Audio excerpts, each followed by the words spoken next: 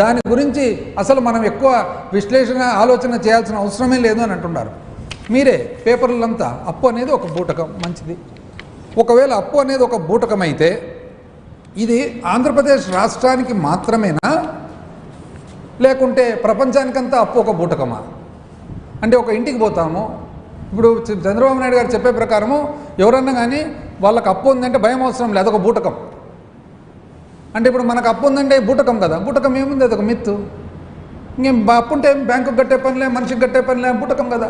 పోనీ ఈ same private సంస్థలు కూడా మీరు ఇదే వర్తిస్తారా అని మీరు చెప్పేది అప్పు అనేది ఒక బూటకం అయితే, మళ్ళీ 2024 ఎన్నికల ముందర మేము అతి తక్కువ అప్పు చేసినా కూడా అప్పు అప్పు అప్పు, శ్రీలంక, వెనిజులా, కొలంబియా అప్పు అప్పు అని చెప్పి 14 లక్షలు, 15 లక్షలు, 12 లక్షలు, 10 లక్షలు, ఎందుకంటే బూటకమే కదా అది. అంటే మీకు అనుకూలంగా ఉంటే బూటకము, అనుకూలం లేకుంటే బూటకము, అనుకూలంగా ఉంటే మాత్రం మీరు వాడుకుందాం.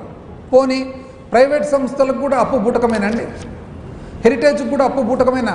అంటే ఇప్పుడు మీరు ఒకవేళ మీ కంపెనీ ఉంది హెరిటేజ్, మీరు పోయి బ్యాంకు దగ్గర పోయి ఒక ఫైనాన్స్ సంస్థ దగ్గరికి పోయి ఆర్థిక సంస్థ దగ్గర పోయి అప్పు అనేది బూటకమండి అంటే వదిలిపెట్టి బాగానే ఉంటుందా? ఒప్పుకుంటారు ఎవరన్నా? నాకు తెలిసి ఇట్లాంటి స్టేట్మెంట్లు ఇక్కడ సరిపోతుంది, కానీ వేరే ఎక్కడే కానీ ఏ రాష్ట్రంలో, ఏ దేశంలో, ఈ ప్రపంచంలో ఎక్కడైనా పోయి అప్పు అనేది ఒక బూటకం అని అన్నారంటే మాత్రము అసలు మనల్ని పర్మనెంట్గా పబ్లిక్ లైఫ్ నుంచి, అదర్ థింగ్స్ నుంచి డిస్క్వాలిఫై చేస్తారు నాకు తెలిసి. పోనీ ఆ అప్పు కూడా ఎందుకు మీరు అట్లా అంటున్నారని చూద్దాం ఒకసారి. త్వరగా చూస్తే ఏమంటే, ఫస్ట్ మీరేమన్నారు, మొదటి నుంచి విపరీతమైన అప్పు అప్పు అప్పు అన్నారు కదా. ఇప్పుడు మీరిచ్చిన డాక్యుమెంట్స్ ప్రకారం, మీరు అసెంబ్లీలో ప్రవేశపెట్టిన లెక్కల ప్రకారము, controller and auditor general CAG ఇచ్చిన లెక్కల ప్రకారం, కంట్రోలర్ జనరల్ ఆఫ్ అకౌంట్స్ ఇచ్చిన లెక్కల ప్రకారం ఎంత ఉంది రాష్ట్ర అప్పు? ఎంత? 2024కు రాష్ట్ర అప్పు ఎంత అంటే, డైరెక్ట్గా రాష్ట్రం చేసిన అప్పు 4,91,000 చిల్లర. నేను రౌండ్ ఆఫ్ చేసి చెప్తాను, 4,92,000 కోట్లు అండి. 4,92,000 కోట్లు. గ్యారంటీలు ఇచ్చిన అప్పులు వచ్చేసి 1,55,000 కోట్లు, రౌండ్ ఆఫ్ ఫిగర్ 1,55,000 కోట్లు.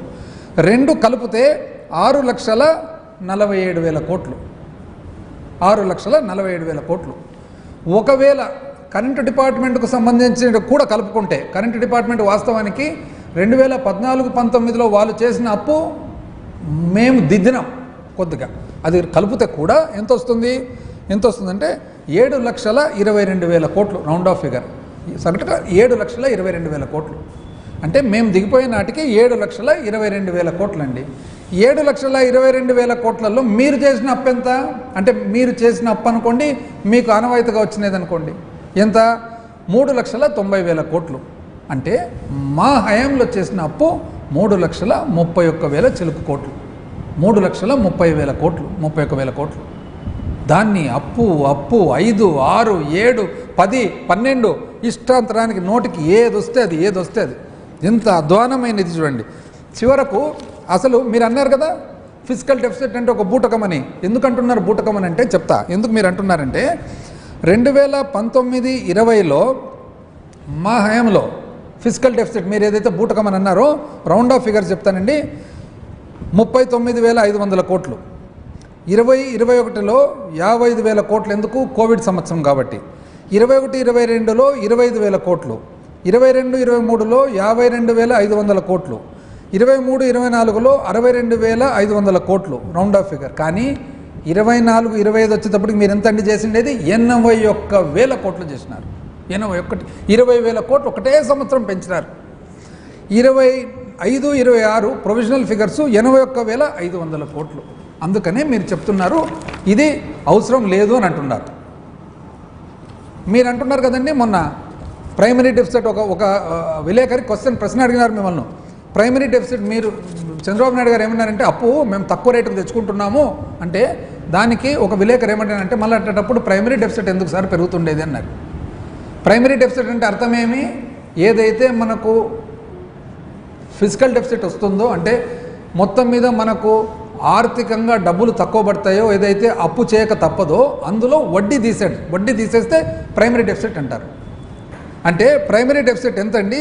సగటుగా మా 5 సంవత్సరాలు 5 సంవత్సరాలు అప్పులో వడ్డీ భాగం తీసేస్తే సగటుగా 24,000 కోట్లు, సంవత్సరానికి 24,000 కోట్లు ప్రైమరీ డెఫిసిట్ సగటుగా మా హయాంలో, జగన్మోహన్ రెడ్డి గారి హయాంలో. మీరు వచ్చిన తర్వాత ఈ 2 సంవత్సరాలు ఎంతండి? ఇంచుమించు 47,000 కోట్లు. అంటే ఎక్కడ 24,000 కోట్లు, ఎక్కడ 40. అందుకనే మీరు చెప్తున్నారు ప్రైమరీ డెఫిసిట్, ఫిజికల్ డెఫిసిట్, ఆర్థిక లోటు ఇవన్నీ కూడా ఒక బూటకం అని ఎందుకంటున్నానంటే మీకు సూట్ కాలే కాబట్టి అదొక బూటకం. ఎంత న్యాయంగా అండి అసలు. ఇంకోటి మీరే ఇచ్చినారు ప్రజెంటేషన్. మీరు ఏమని ఇచ్చినారు? ఒకవైపు 14 లక్షల కోట్లు, 9 లక్షల కోట్లు, 10 లక్షల కోట్లు అని మీరు ఒక ప్రజెంటేషన్ ఇచ్చినారు. ఆ ప్రజెంటేషన్లో ఏమి ఇచ్చినారంటే మీరు ఒక చార్ట్ ఇచ్చినారు. చార్టులో ఏమి ఇచ్చినారు మీరు? ఆ చార్టులో మీరు ఇచ్చినదేమి ఒక స్థూల ఉత్పత్తి ఇచ్చి స్థూల ఉత్పత్తిలో స్థూల పబ్లిక్ డెట్ టు జిఎస్డిపి ఇది ఇచ్చినారు. ఏమిది? మీ ప్రకారంగా స్థూల ఉత్పత్తిలో ఒక నిష్పత్తిగా అప్పు తీసుకుంటే ఎంత వస్తుంది అని. సో మీ క్యాలిక్యులేషన్ ప్రకారమే పోతాం. మీ క్యాలిక్యులేషన్ ప్రకారం పోతే మీరు ఇచ్చిన స్థూల ఉత్పత్తి ఫిగర్ల ప్రకారం చూసుకుంటా పోతే ఎంత వస్తుందండి? 2023-24కు మీరు ఇచ్చిన లెక్క ప్రకారం మీ లెక్క 4,91,673 కోట్లు అండి. 4,90,000 కోట్లు. అందులో 4,91,000 కోట్లలో మా హయాంలో చేసినది ఎంతండి? 2 లక్షల చిల్లర కోట్లు కాదా? మళ్ళా మీ ప్రకారంగా కూడా అప్పు గ్యారంటీలు ఇచ్చిన అప్పు కలిపితే 3,31,000 కోట్లు కరెక్ట్ కూర్చుంటుంది. మళ్ళీ కూర్చుండేటప్పుడు మీరు ఎట్లా చెప్పినారండి? 14 లక్షల కోట్లు, 12 లక్షల కోట్లు, 13 లక్షల కోట్లు మట్కా నంబర్ల మాదిరి మీ ప్రకారంగా మీరు ఇచ్చిన లెక్క ఇది. అంటే మీ దీంట్లో ఇచ్చిన లెక్క ప్రకారంగా 4,91,000 కోట్లు మార్చి 24 ఉంటే అప్పటికి మీరండి 2,57,000 కోట్లు మీరు చేసిన అప్పు. మళ్ళీ మాదెంతండి? అంటే ఎంత దౌర్భాగ్యమైన పరిస్థితి వచ్చిందంటే మాకు ప్రతిసారి మేము ఒక అవాస్తవాన్ని, అబద్ధాన్ని మేము కాదు కాదు కాదు కాదు అని చెప్పుకుండే పరిస్థితికి ఎంత దురదృష్టకరమైన పరిస్థితి మాదో చూడండి. అసలు నాకు తెలిసి ఎక్కడ ప్రపంచంలో ఎక్కడ కూడా ఇటువంటి పరిస్థితి ఉండదని నేను అనుకుంటున్నాను. పోనీ ఇంకోటి, మీరు బ్రహ్మాండమైన ఇది కదా సంపద సృష్టి. మీరేమన్నారు? సంపద సృష్టిస్తాము, సంపద సృష్టి తద్వారా ప్రజలకు మేలు చేస్తాము, మేము వెల్ఫేర్ ఇస్తాము అని మీరు చెప్పినారు. కరెక్టే కదా?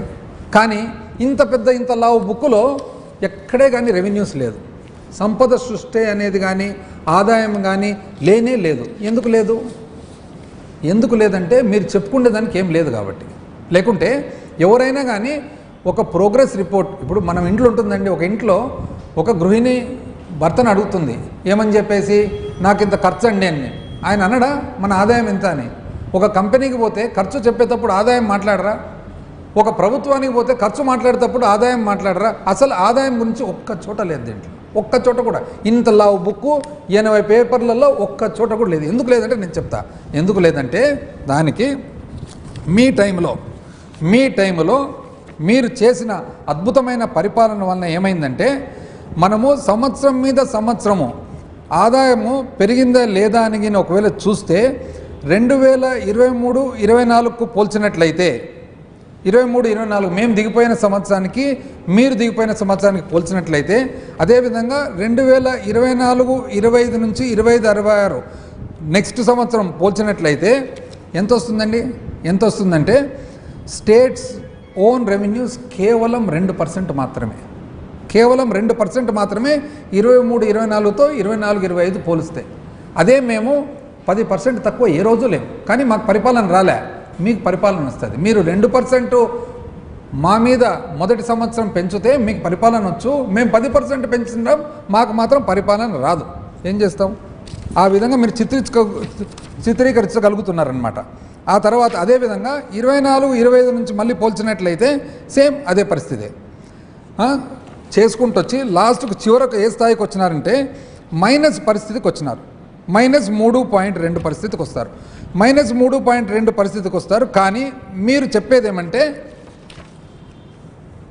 స్థూల ఉత్పత్తి అద్భుతంగా పెరుగుతుంది, 10% పెరుగుతుంది అని చెప్పి. మాకు అర్థం కాంది, ఇప్పుడు కేంద్ర ప్రభుత్వంతో పోల్చినట్లయితే ఎప్పుడైనా కానీ స్థూల ఉత్పత్తి పెరిగేటప్పుడు ఆదాయం పెరుగుతుందా లేదా? ఇప్పుడు ఇది ఏ విధంగా ఉందంటే ఏ వ్యక్తి అయినా కానీ నా వ్యాపారం బాగుంది కానీ నాకు ఆదాయం లేదు అన్నట్లుంది మీరు చెప్పేది. వ్యాపారం బాగుంటే ఆదాయం లేకుండా ఉంటుందండి, ఎట్లా లేకుండా పోతుంది? అంటే మీరు చెప్పే ఫిగర్స్ అన్నీ కూడా ఎవరు గమనించలేదనుకుంటున్నారా, ఎవరు పట్టించుకోవడం లేదనుకుంటున్నారా, ఎవరు చూడడం లేదనుకుంటున్నారా? మీరు ఒకటి గమనించుకోవాలండి, ఇది